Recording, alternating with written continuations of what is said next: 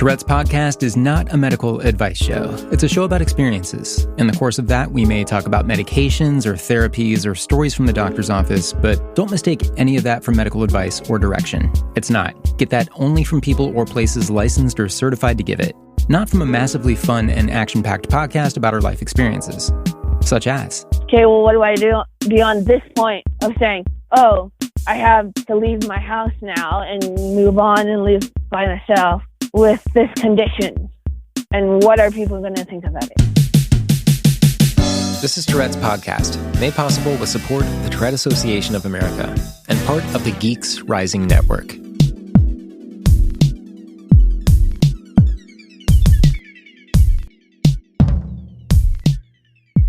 Giveaway time. Hey everybody, it's Ben. It's giveaway time. A nice thing to close out the year. So check this out. You might or might not already be a member of the Tourette's Podcast discussion group on Facebook. If you are, as I speak, you're one of 324 members right now who, by the way, are especially positive and cool in terms of their spirit of communication. Like everybody gets along, everybody has enlightening posts, great questions that pretty quickly get great answers from people in the group. And if someone has a heavy story to share, then all the comments are just totally supportive and not artificially so either. Like people in the group put thought into their comments. And it's just a cool thing that exists alongside this podcast. It's a closed discussion group, so you have to request access to join it. I hope you appreciate that. And thank you so much to Sophia in the UK for keeping the group up and running. So right now I'm looking at a membership of 324 people.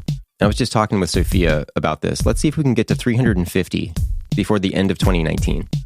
I mean, way more people than that listen to the podcast each week. Way more. So I think we can get to 350 in the discussion group in the next week or so pretty firmly. And when we do, whenever that is, we're going to mark the occasion. Elizabeth McDonald, who you might already be following on Instagram, she has TS. She's an awesome portrait artist. Really fun style, the way she draws them. Here's the giveaway. She's going to give away 2 portraits to 2 listeners whose names we will randomly draw. So how do you enter? Well, everybody in the discussion group is already automatically entered. And everyone who joins the group right now until the final moment of New Year's Eve, Eastern Standard Time, that's where I live. I'll start over. Everyone who joins the group right now until the final moment of New Year's Eve, Eastern Standard Time, will be entered to win. But maybe you're not into social media. You don't care about Facebook to begin with. And I can't say I blame you. Then it's okay. You can also enter by sending an email to tourettespodcast@gmail.com. And just put the word entry along with your first name in the subject line. So you got 2 easy ways to enter, but don't do both. You can't double up on your entries. We'll check. If you're already a member of the Facebook group, then you're entered. There's nothing you need to do. Again, you can enter to win a portrait drawn by artist Elizabeth McDonald by being part of the Tourette's Podcast discussion group on Facebook, so join if you haven't already. Or you can enter by sending an email to tourettespodcast@gmail.com. Put the word entry along with your first name in the subject line. If there's another way you'd like to reach me to enter, you find yourself in a different category where neither email nor social media work for you, then I'm open to that too. I'll pick 2 winners. You'll love your portrait. Let's get to 350 in the group before the end of the year. And so the artist, Elizabeth McDonald, she is on Instagram. Her handle is spelled P-E-Y-E-R-A-T-E. Just look that up. She has TS, and she's been drawing portraits of different advocates in the Tourette community. Like you can see those now, and I totally love the one she surprised me with. It's just a really cool style and a way of saying thank you to you guys. And I hope I don't sound too much like a broken record in saying we're in progress with some really cool items from Tourette's podcast, merchandise type things that I'm going to make available and give to Patreon members and so on. Thanks to Elizabeth for being a part of this. This has been a really cool year for the podcast, a really good year. And of course, we have the Tourette Association of America as the sponsor as of season 4. I'm just blown away. Thank you so much. Okay, got to remind you about the Treating Tourette Together survey. Remember, this is the initiative that's seeking to incorporate patient, provider, and researcher feedback all together into the next generation of behavioral therapy for Tourette syndrome. We did an in-person summit this past August. We developed a set of research questions that relate to comprehensive behavioral intervention for tics, or CBIT. And so the organizers want to hear what you think should be prioritized for future research projects. Like you can impact the future of Tourette research. I mentioned this last week, and you can find the link to the executive summary of Treating Tourette Together and the survey that you should take to help out on this, because it's a huge deal. CBIT has shown a lot of success as a non-drug way of treating tics. It's not a guarantee for everybody, but it has shown a lot of success. And again, no drugs involved directly with that. I think I was getting to the link. Go to treatingtourettetogether.org/survey. and you're in the right place. Please share this widely with anyone else in your network that you think would be interested. treatingtourettetogether.org and treatingtourettetogether.org/survey. So I've heard some unforgettable stories about ticking out there in the wild, out there in the world. Getting confronted by airport security, being asked to leave the movie theater, things like that. We've heard all kinds of people talk about that in past episodes and a million other places. But Yuki, our guest this week, Yuki has a story, and it comes up a good way into the discussion, so I'll keep you in suspense. But Yuki has a tic story like I've never heard, involving a paralysis tic. I've had some version of that where I just kind of freeze for maybe like 3 seconds. Happens when I'm on the phone a lot. But it's different for Yuki. And she tells the story, and it just gets astonishing. Just wait. Yuki has very pronounced vocal tics and coprolalia, and just a reminder, I don't censor that stuff because it's not about that. It's about understanding it and making room for it because you do understand it. There's nothing wrong with coprolalia. I may censor casual cursing if it's just casual cursing. Personally, I like the authenticity of an uncensored discussion, but just wanted to mention that in case it's an issue for anybody listening for any reason. We also have a nice talk about sensory input that just feels good or relaxing, like sounds that really work for you. Like for me, stereo field recordings that just have a sense of texture to them. Something that just has this almost like tangible kind of feel when you're listening. It kind of wakes up different parts of your brain. A lot of people talk about like ASMR. I'm talking more about just these natural sounds that, you don't have to be wearing them with your headphones. You can be out, taking a walk, just kind of listening to your surroundings. Finding a sound that kind of feels comforting or relaxing, and the de-stressing effects that benefit Touretters like me and like Yuki, who we're going to hear from now.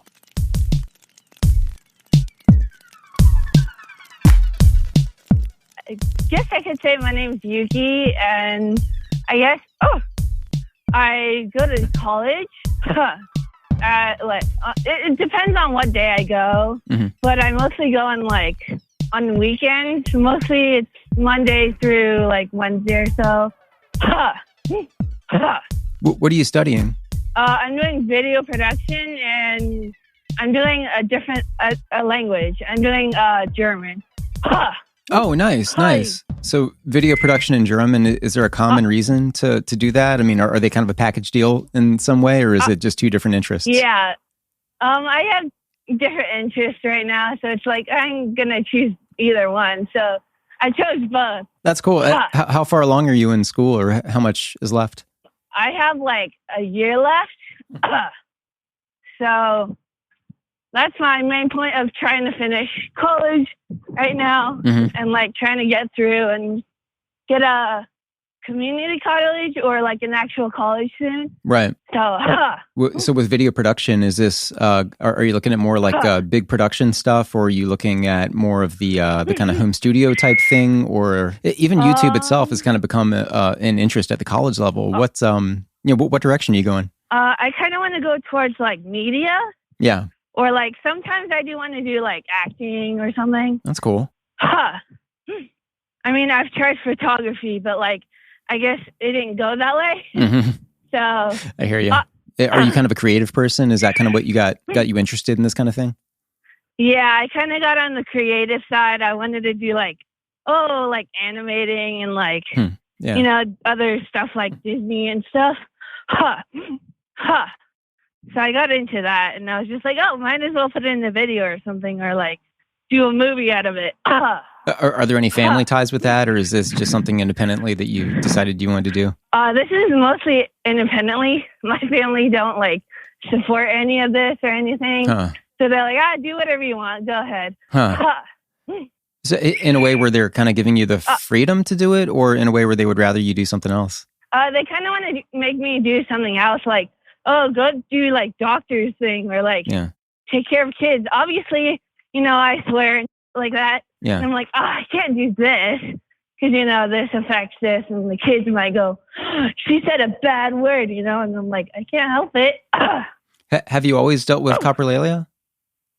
Yeah. I had it like when I think my first tic, if I would say, was at like 4. And I would say like fuck all the time. Yeah. But then like I gradually got worse, like at the age of like 19 or 20, it started just getting like really bad. Yeah. Why do you think it got worse? You know, sometimes it gets better for people, it goes away. That's kind of the common understanding of TS, is that it'll, you know, kind of drift away as you get older, but, you know, not the case for everybody. Was there a life change around that time, or? Yeah, I think there was a definitely big life change, and I was just like struggling through things, and I just started getting like really bad anxiety at the same time, and I was just like, all right, well, this is going to happen. Were they new kinds of tics, or was it just more of what you had been doing, or was it, I mean, did Tourette's feel different at that time? No, they totally felt like different, because I had like new tics. Yeah. I had ones that were like really annoying and just like it bugged me for like a couple weeks or so. Yeah. I was just like, okay, well, there you go. I have a new one. I have to go through this. So it's like, yeah. What in life was going on at the time where a new set of tics would be particularly stressful or difficult to kind of integrate into your life? I mean, what was happening with you? So, I mean, I think the one that I had recently was a snorting one, which I would do every time. Yeah. Every time, like, I'd go to school and I would just like, oh, there goes the snort. So it's like different types. And that would kind of hurt because, like, my throat, and it'd go down the throat and then, like, you know. Right. And it would happen every time. So. Do you have a lot of painful tics? Yes, I do have a lot of painful tics. Definitely the throat one. Yeah. I always like hit my head with my hand constantly. And then there'd be multiple ones, but I don't remember like most of them, because I would do it and then I would just be like, oh, okay. That one would hurt mostly. Yeah. The cough. Is it something that, one thing that I'm kind of worried about with myself, I've always worried about my ear, because I have these ear tics, and I've kind of worried about, what's my condition going to be in 20 years that was caused by this tic, and kind of inflaming my lower back. Yeah. I have these tics where I kind of like tense the base of my back. I know that's going to give me some problems later on. Funny enough, I was just talking with Sophia, who runs the Tourette's podcast discussion group, and she had one of the same tics that Tourette's Cop has, which is where you kind of like snap your arms out to where your elbows kind of lock, and it has to feel kind of a certain way. And like, I used to have that one all the time, and now it's really come back. And when I do it a lot, it really hurts. I mean, that's something I know is going to give me problems. So I kind of have this question mark in the future of, am I going to get worse? I'm 39. I don't know what direction this is going to go, but. I also did have an arm tic where I would just like yank it out on both, and they would just like lock up. Yeah. And they would just stay there, Yeah. So I had problems with my arms too.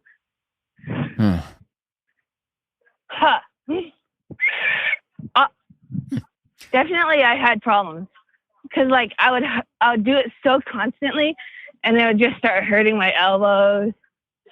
And especially my wrists, they hurt the most. Have you kind of gone through the usual menu of medications and pills and things like that? Oh, I mean, I did used to take medicine and pills, but they just got, like, honestly, they just got worse. Yeah. I've had more frequent tic attacks. Yeah. I'd be in the hospital, like, for, like, more than an hour or so. Really? I'd have to stay there, yeah. So you would have a tic attack, and that would send you to the hospital, or would it be some sort of injury associated with the tic attack? Definitely just with a tic attack. Yeah. I've had one with an injury once, and that didn't go so well, but mostly it does occur with a tic attack. So when you go to the emergency room for something like that, what are they able to do for you? Do they give you some sort of sedative, or like what did you experience? I mean, I don't really exactly remember because I was in it, obviously. Yeah. But they did give me some type of thing to calm my tics. Yeah.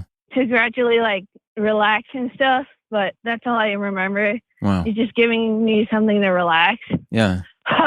God, I mean, so it's, finding the right trick and the right thing to kind of cool you out when you have a tic attack, or when you do feel something on, or even if you're just having, may not be a tic attack, but just a heavy tic day, kind of knowing what you can do to kind of soften yourself out is really, really crucial. And we heard Daphne talking about that in a recent episode. But that stuff's got to be really stressful. I mean, is this something that happens to you frequently enough? It happens very often, like probably definitely in the morning, midday, afternoon. Yeah. And I just have struggling just to even go to school. Yeah. I mean, this might be kind of stressful to talk about to begin with. Is it? I mean, is this kind of going in a triggering direction? Because I want to avoid that if so. A little bit, somewhat, yes. Well, let's talk about some other stuff. With your family and, kind of growing up and everything, was it recognized in your family, Tourette, or was it something like when tics set on with you, did they know what it was, or was it a big mystery? It was kind of a big mystery, but like my uncle did have some, but he had more of the echolalia. Yeah. I had more of the coprolalia, so it kind of went into like a big ass draft where like, oh, well, I didn't know he had echolalia, so then it transferred me having coprolalia. Yeah. Have you talked to each other about that? Yeah, we have, like time to time. Does he kind of view it as Tourette syndrome, or is it just kind of a thing that he has? I mean, I think he thinks it's Tourette. He's obviously like has a little bit of echolalia, and I noticed that, and then I started like having this feeling of like, hey, I should take whatever when he does it, and I'm just like, okay. Have you met other people with Tourette syndrome? Not that I know of, but I've obviously met like people on Instagram and stuff. There are a lot of people out there in that situation where they don't have a local meetup group or anything like that. It's just, the internet is an amazing place to kind of create that community or find it. Some people find it a rewarding experience. Other people find it kind of a difficult or triggering experience, but maybe kind of worth it in the end to have that community. What do you think about that? I mean, I think it's rewarding and triggering at the same time, because then you get to meet other people who have Tourette, like you. And like, even though they do or they don't, you think, oh, they have a type of tic or tic disorder or Tourette, obviously. The other thing, obviously, when you do engage a community of people who have similar experiences, is you also have a lot of the same horror stories and a lot of like difficult situations that you've been through. And I mean, I know you have to have some maybe go-to thoughts of times that you've been misunderstood or singled out, or in school, for instance, kind of going through that and people around you who don't get you. I mean, was that a big deal? Yeah, it was kind of a big deal because I just had problems like in classes, friends, and just hanging out with them in between, just like during lunch or something. I'll just tic in front of them. They'll be like, oh, I don't want to be this guy's friend or something like that. And they'll just be like, oh, let's just stay away from this person and, go hang out with someone else. It's so weird that like that is the result of the fact that like everybody cares. I'm saying this generally, but it's like everybody cares what other people think. You want to associate with the sort of cleanest outcome possible for your life. If you're kind of a straight-laced person, and then there's the risk takers and the people who have more empathy and they want to get to know the people who are kind of on the fringes, and those are the people who are more interesting to talk to. And it's just so weird that like that is the undercurrent of all of this, is just we want to relate to each other and we want to survive socially ourselves, but we all have this mutual pressure to sort of associate with things that make us look good. And again, I'm saying that generally, but it's just kind of funny that all of us seem to have that experience. And, we could all just kind of give each other a break all at once and say, you know what, you can be my friend in public, or, it's like, so going through school and kind of getting into college, and, there's elementary school to middle school to high school. Those transitions, were you, were those kind of rocky as well, going from like, middle school to high school, 8th grade to 9th grade? Yes, it was totally risky, because I would be in a classroom and, they would just be like, no, you can't be in here. They would just kick me out or take me to a different classroom that's more quiet and at least a little bit darker, but that would be fine. But like once I'd go into the classroom, I would just start flaring up and then being like, okay, everyone's going to talk to me, or like everyone's going to bully me. The teacher's going to send me out and I'm going to be sent to the principal's office. Oh no. And then like, I just start flaring up and it's just like a whole big mess. And they're all like laughing, and just being like, oh, okay, I got to get out. What about teachers? Were they informed, or were they supporters, or did they make things worse? Or one of the teachers made it worse. One of them actually understood because her son had it. Oh, and I was in her class, good. So she understood my tics, and she knew when it got bad. She was like, okay, why don't you go outside, just kind of walk around, and if you need to come back, you can come back. Or like during break, I would like finish my homework there, or like, do a test there, and she would understand. So like, at least I had her, and I was friends with her son, so we kind of like hit it together, and we are just like, hey, let's be buds, kind of like that thing. What were your support systems and go-tos and all that to kind of, where did you kind of find a safe harbor to kind of be yourself and let loose? Well, I do go to this like place where I can let it out. There's this thing that I go to. Place. It's like after school, kind of like nighttime, daytime. It's mostly at night because like we have other friends that has autism, and I kind of just let it out there because there's other people that know because I tell them, and the people understand. So I just let it out freely, and they don't care really.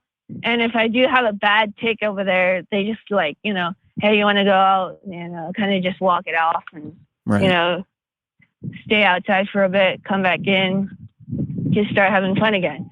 I mean, so the contrast there from being in a position where people don't get you and you're being laughed at and you're being pressured, you're being pressured to not be you, to not be the natural you. Yeah. And then you have a place where, you can kind of spread your arms and, if things get bad, then people know what to do and they know what the score is. Yes, in that positive environment, yes, I do have it freely, and I just go like, okay, nothing's matter. I'm not stressing out. I'm just letting them out because I can actually do it around them, and it doesn't matter. But like when there's places they're like, I can't do this. I have to suppress. I can't, Then that's when like I'm just like, I don't want to be here. I'm going to suppress my tics. Yeah. Then I get home, and then it's just like horrible. I end up getting a tic attack, or I'm going out and I have a tic attack, and it just happens. So one thing you're saying about, you can tic and people get it and nobody cares and it's not a big deal. I mean, that's kind of the thing we've been talking about a lot this season is that, and other seasons too, but if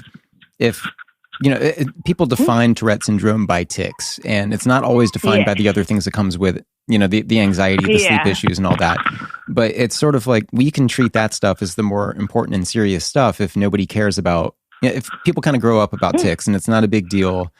And then it seems like the treatment could be shifted into these other things that we deal with, depression and things like that. I mean, okay, cutting in real quick to say, I'm not talking about painful tics. If people have painful tics, then, good to have treatment. But what I'm mainly talking about here is just how society at large typically behaves towards the sight or sounds of people ticking, and the pressure that may put on the Tourette to treat that instead of other comorbidities that may be a little bit more serious to treat if society was a little bit more kind and tolerant about it.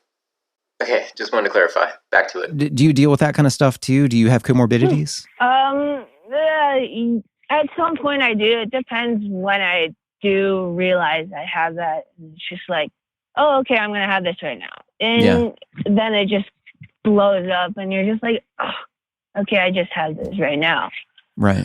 But there's time that I don't have it and I'm just like, okay, that's fine. I'll just have a regular day of tics. So other than the external pressure of, people who may not understand you and all that, there's the anxiety there, but that is kind of, externally forced. Are you otherwise a generally, I guess, quote unquote, happy person? I mean, do you feel pretty good going through your day? No, not really. I'm more of like one of those days I just get up and I'm just like groggy all the time, not in a good mood. I'm just like, I'm up. Yeah. Or it's, do I have to get up? Or, it's one of those things. It's just like, and then I get like these, I guess, stomach pains where I'm just like, oh, I don't want to get up. Is sleep a problem? Yes, definitely a problem. I'd stay up all night, like just looking, ticking. Yeah. I have to stand up. It's just walking around. Yeah. Well, that's definitely me. I mean, and when you said just kind of like looking at things, and I mean, it's hard for me to turn off my brain. Even when I get exhausted and tired, I still want to, input things. I still want to read things. I still want to, pick up my camera and take photos and all that. Is that the kind of thing where you just kind of feel pulled to do more things? Yes, definitely. How do you deal with that? I mean, do you have any tricks to kind of wear yourself down or increase your interest in sleep? I do have this thing in my room. I have I have a light that's in my room that just spins. Mm-hmm. And like it turns different colors, changes. And it also has a white noise where I turn it on really loud and I just sleep through it. And so it changes the white noise changes sounds, music, or like it just has the sound of the ocean or like raindrops. Like I think I heard one of your episodes about like raindrops or like waterfalls or something, and it kind of got to me. I was just like, oh, okay, this feels good, because it's dark, the light goes, and the ocean of the rain or like the water or something like trickling down, hitting something. That's what triggered me of saying, okay, I feel more comfortable here because there's that sound that, you would recognize of saying, okay, this is my calm state. I should calm down, relax. Feel free to like just do whatever, right? That's so cool. I should, that was a sound I recorded at Wrightsville Beach, North Carolina. I had this stereo microphone and I just stuck it down next to the water where the surf was kind of hitting the shore. And that was the sound of it. I should keep playing that in episodes because other people wrote in too and said that they liked it and wanted to know if they could have just like the full version of it. So I should just make that a download. I like sounds that, because the way you kind of described it, I feel like is exactly what I'm experiencing when I'm listening to something, that there has to be some sort of, a sound or some sort of friendly kind of lighting but with the sound, it's like, there's this, I need texture with it. Like, oh yeah, I definitely need texture. Like, I totally understand. Like that's the soothing stuff. Yeah. Why do you think that's effective? I mean, I guess like I hear it because it goes to my body and saying, okay, this relaxes me. And if I imagine if I were in it and I would just feel it on my hands or like my body, it would just go, okay, I can relax. It's not as heavy, but I can relax and I feel it, there's something to it that I kind of explored this before on a different podcast I was doing. And I was doing an episode about sound and kind of like living inside sound and people who do audio for a living and people who document the sounds of cities for documentation, even for policy purposes. And there's just something about, and one reason why I think podcasting is such a successful medium, for one, it's unregulated and it's free, but you can do the same thing with YouTube and all that. It's just, with podcasting and with audio in general, I feel like if you're inputting information through sound, even if there's supposed to be a visual component to it, I feel like it kind of triggers, I'm not talking scientifically, I don't even know what I'm talking about. This is just kind of how I feel, but I feel like it kind of like taps parts of your brain that get you to kind of visualize things and just kind of works your brain more, but in an interesting way. And there's something about that, like with sound, has this kind of grit and this feel that's comforting and relaxing. And I think it's because of the way that sound kind of works in the brain. And again, no clue what I'm talking about, but that's what it feels like. Yeah, that's what it totally feels like. Because I would get it and just be like, oh, okay, I can finally relax. Or, I would go to this YouTube, person, I would find the white noise or whatever, connect it to the thing, and then I would just listen to like constantly. Yeah. So you said there were lights on this thing too that was emitting white noise, there are lights as well? Yeah. So there's like colorful lights, like for just, soothing kind of thing. So it's Gotcha. just like colorful changing lights. Imagine like Christmas lights, but like differently, like disco-y kind of thing, feeling. And you find that soothing too? Well, the way I guess I put it is like the way it moves for me, it's kind of slow. It's not as like frantically fast. So I would start like staring at it and like having a tic. Yeah. And I'd just be like, okay, it's going slow. It's like a dim light, but imagine like it's going really slow. It's turning. And it's just like going at a certain pace where like you're kind of just looking at it, kind of just looking until it like makes you sleep kind of thing. And you're listening to the white noise as it goes. Yeah. So it's kind of like that, if you put it in a way.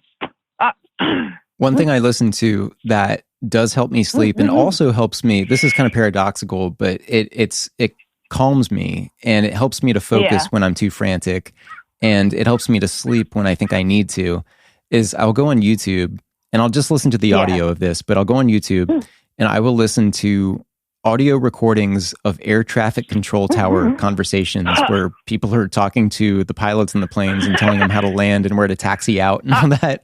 And there's something about, because there's like a lot of white noise in the background. There's a lot of hiss and the telephone voice and all that.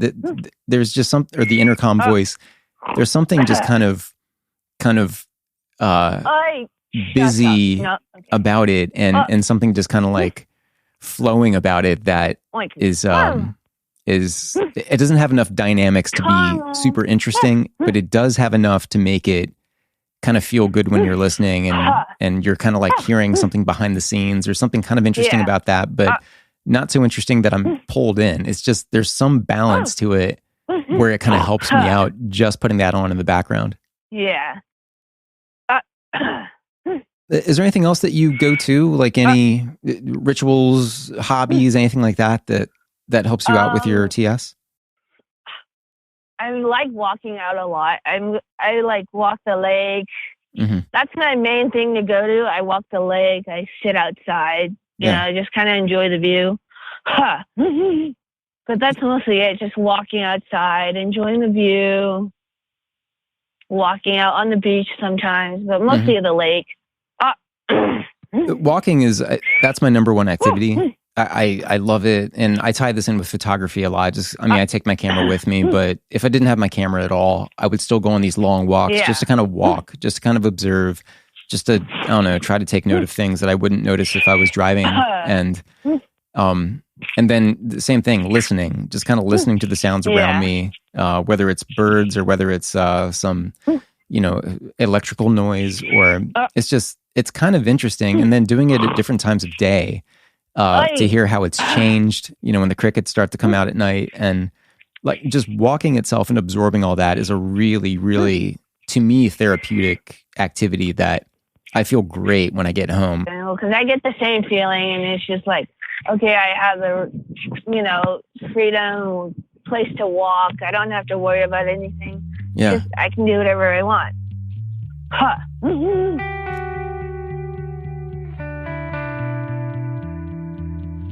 We'll be right back. The Tourette Association of America is the premier nonprofit working to raise awareness, advance research, and provide ongoing support to those with Tourette syndrome or tic disorder.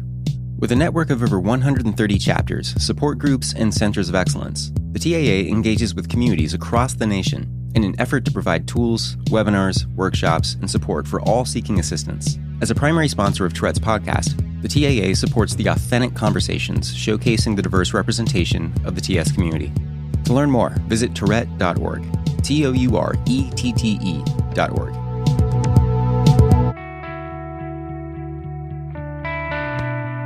So what's ahead for you?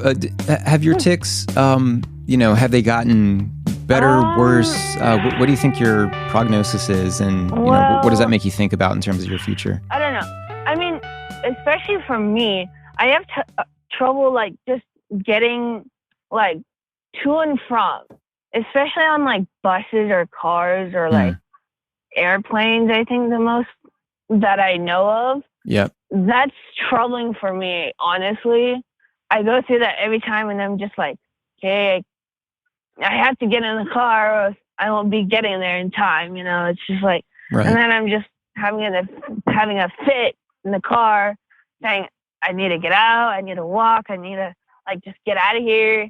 And then my tics start flaring up and then it just gets worse to the moment where I'm like, okay, I'm going to have a tic attack. Like right now, you know, It's kind of like that feeling. Especially worse on the airport or the airplanes. It's just, that's the worst time I have a fit and I can't go to that place where I need to be. I relate to that so much. I feel like we should have my wife on here soon to talk about the panic attacks that I've experienced before flights. And it's all based around what you were just thinking about. Like, oh God, like I need to allow myself time because traffic's going to be this and, you know, or the line is going to be like this. And I don't know what the traffic is like at this airport this time of day. I better get here another hour in advance. And if I fall behind this kind of schedule of fear that I set for myself, then I will panic. And it gets really, really bad. Nothing as bad as airplanes, just because flying is such a big deal, you know, with the security and with all the regulations. And, you know, if someone sees you ticking, this has never happened to me, but it has happened to other people I've interviewed where, you know, they were noticed ticking or observed ticking and reported. And the airport security comes over and says, hey, you know, you can't sneak a dog on board. Or, hey, you know, we heard you say the B word. You know, which would be bomb. We're not on a plane right now, so I can say that. That sort of thing is, you know, it's a huge deal for a lot of people. I'm glad you mentioned that. Nazi. Okay, well, yeah, I have been on an airplane and I have said those things, and it has like many like officers or security guards saying, hey, you can't say that. Hey, you need to go somewhere else. And I'm like, I have to make this flight. But they're like, no, I'm sorry. You're going to have to go another day or something. And that just gives me anxiety. As soon as they say, I can't go on that plane, saying that just triggers me. I'm saying, I need to get here because they're going to pick me up and saying, where are you? Or why aren't you here? And that just like immediately goes, hey, I'm sorry, I couldn't make it because the security guard did this. Yeah. And they're like, oh, how about another day? And that's when I'm just like, it's just frustrating. And then I get tics. And then they're like, okay, you need to leave. You need to get out of here. And I just start flaring up. And that's what I guess triggers the most. And especially I don't drive because of the motor tics I have. So I can't even drive. Wow. I have blinking tics, which are very dangerous. And yeah, definitely my arms are horrible. My blinking tics are horrible. I have a neck jerk, which hurts like hell. So it's a blinking tic where you clamp your eyes shut and you just kind of hold them that way for a duration? Yeah, for like a couple minutes. I'm just like, I need to open my eyes. I can't do this. Especially when I'm walking outside. I hope like close my eyes and I'm just like, I need to cross the street. I need to see where I'm fucking going. Yeah. Yeah, that's something I used to do. It always comes at times where you're not supposed to do it. So I would close my eyes when I was opening up a door, you know, to walk into a different room. And it was like my brain would sabotage me. It's like, I know you're supposed to keep your eyes open so you can see who you're about to walk into, but we're going to clamp your eyes shut and see what happens. Yeah. Yeah, that happens a lot. Yeah. Brains are weird. Yeah, I know. Brains are totally weird. They're just like, hey, I want you to do this like right now or else you can't do it at all. Man, but so your experiences traveling, I mean, how often does that happen where, you know, you're detained or pulled aside? That happens very often because I do have to go to like, I'm going to different meetings in like different areas. Last week I had to go to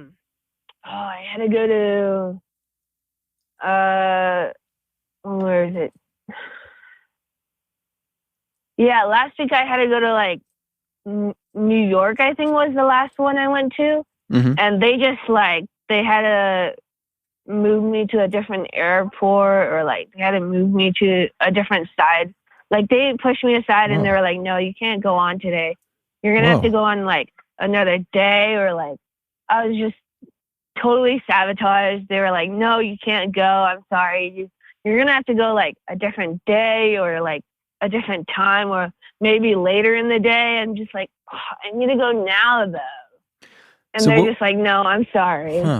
So what are they arguing? That they just think you're not healthy enough to, or fit enough to fly, or they think you're a risk because you're ticking loudly, and they'll, what are they thinking? I mean, I think they're thinking both, like as in tics and regularly like medication wise. And I know I don't take any right now as of, but I'm into like CBD. I take some, but it doesn't really help as much. So when I do go on the airplane, they're like, are you taking anything, or do you need like to take this when you're on? And I'm like, I don't have any of that stuff right now because I just left it all home. Yeah. And they're like, well, you can't do it because you don't have the stuff, and we don't provide for that. So they're like, oh, well, you're going to have to come another day, or get it like another time at this day, or like you can come a little later. And that makes like the trip like a lot longer. I'd have to wait like a couple hours or so. Jeez. And that would just mess up my trip. Yeah. And I just feel like, but I just missed the meeting like a couple hours ago, and you just didn't let me get on the plane just for that meeting. So they had to come here where I live, and I didn't want that to happen, but they did, just to make time for me to go and talk. And that's not my thing. I just don't like when people come over to my area. That just gives me more anxiety of saying, oh, I don't like this. This just freaks me out. I got to go just hide or somewhere. Or I can't do this day. And they're like, well, this is the only like time we can do it. So they did it, and I'm just like getting more anxiety and like freaking out. And then my tics just go, and they're like, yeah, we should have done it another day, but we couldn't. I'm sorry. And it's just that kind of thing where it's just like messes everything up. Yeah. Total mess. God. Does it impact you negatively in other aspects of your life like that? Or is that the worst? Yeah, it has done so many things. Like it's done worse where I couldn't do it myself and do the meeting myself. So I had to have a nurse from the hospital come with me to that meeting. Mm-hmm. And it was to the point where like I was paralyzed, because I have a paralyzed tic where I paralyze myself and I'm on the ground for like 5 to 10 minutes and I shake like violently. So it's just bad. Do you fall or do you put yourself on the ground? I fall, like from standing to fall. Wow. So it's either hard ground or grass. Yeah. Or like marble or some sort of rough concrete, and I fall.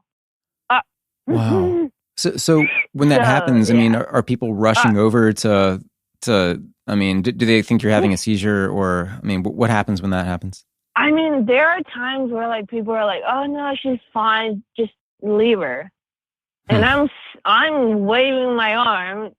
I'm trying to say, hey, but I can't, let it out because it stops my speech, and I'm just like waving my arm crazy. And they're like, no, she's fine. Yeah. And there are times where like, oh my God, is she having a seizure? We gotta go. But that's the point where like, I'm just like, nah, this can't happen. No one's gonna help me, when there's no one coming. So that's when it just gets worse and worse. And I'm just like, okay, well, no one's gonna help me, so I'm gonna just keep going.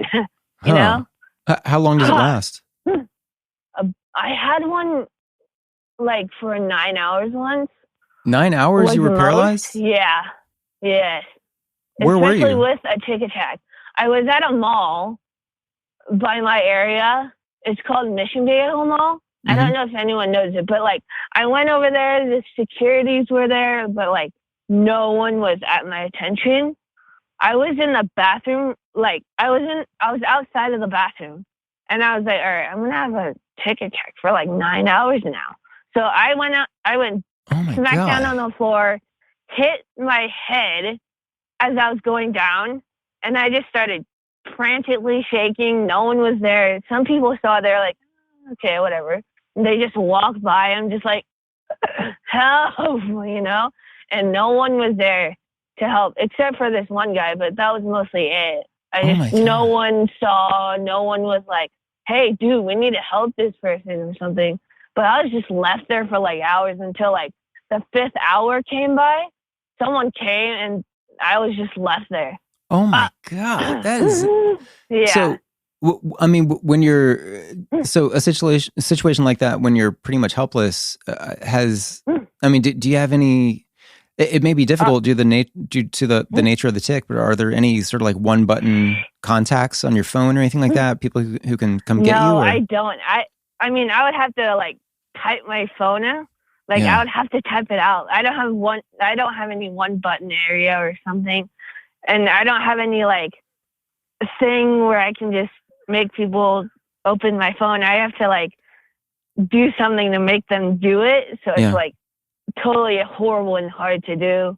Wow. For me to like communicate with them, put my number in, and doing the tic attack when I'm having like a really bad one. A 9-hour tic attack where no one can help you, and that no is one.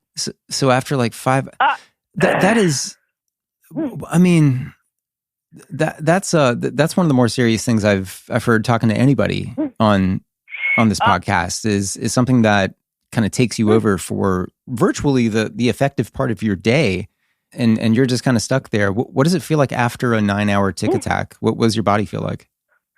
I mean, I'm just sore and pain. I've once dislocated my left ankle and I couldn't walk after that. I just had to sit there for like constant hours right after, and I was just drowsy. I was messed up. I was like in pain at certain points. I was like, I can't walk. I'm like paralyzed. I'm still paralyzed and shaking.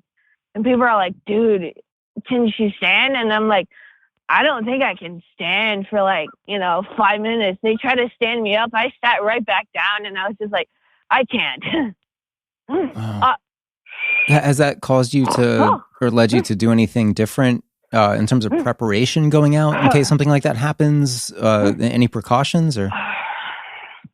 I mean, I really wished I had like a preparation of doing that, but I had no time at all. And like, I was just like, I have certain backpacks that I put stuff in and like that I need, but that time I had like nothing at all, no bag, no anything, just my phone, my wallet, and that's mostly it.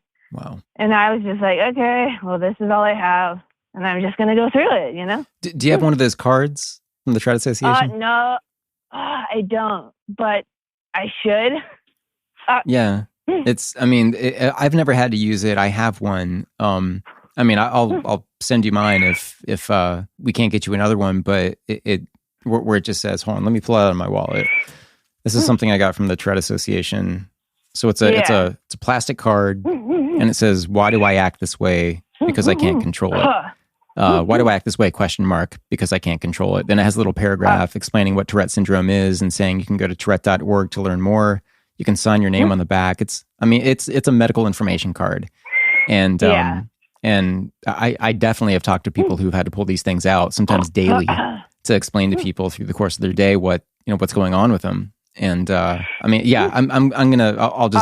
giving you mine. You can cross out my name and write yours if we can't get you another one. But well, Yuki, I'll give you the floor for the final word. But what do you want people to know, or what do you think is the most misunderstood part about TS? What do you think is the most overlooked part? Just anything you want to say about kind of your experience with this.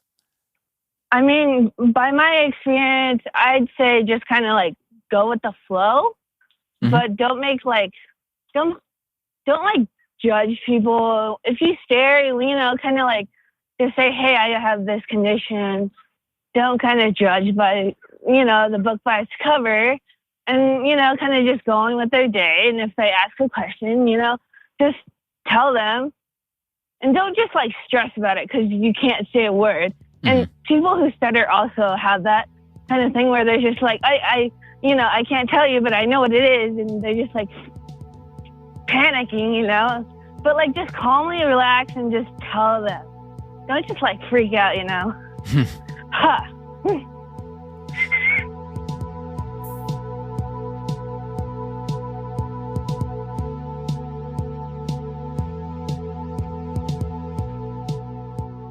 Thanks for listening. I mean, Yuki had some stories, and I want to hear your feedback, your solutions, anything to help Yuki where she might need it.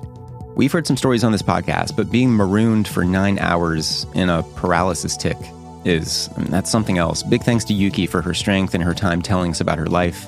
Take it to the Tourette's Podcast discussion group on Facebook, where we want to hit 350 members. Let's get there before the end of the year. At the end of the year, I'll be drawing 2 random names to win a fantastic portrait drawn by artist Elizabeth McDonald. You're going to love it. Tourette'sPodcast.com for all the reminder info. And major thanks to our sponsor, the Tourette Association of America, online at Tourette.org, where they've been doing the 12 Days of Giving.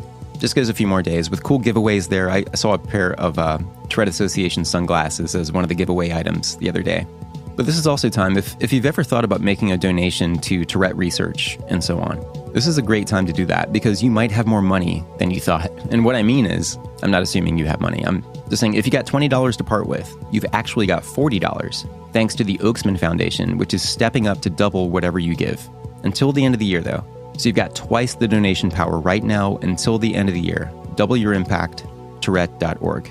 Thanks again for everything you do as a listener to help the Tourette community. Tourette'sPodcast.com, Tourette'sPod on Twitter, Patreon.com/Tourette'sPodcast to support the show. We're also on Instagram, and of course, we've got the discussion group on Facebook. Join up. It's great.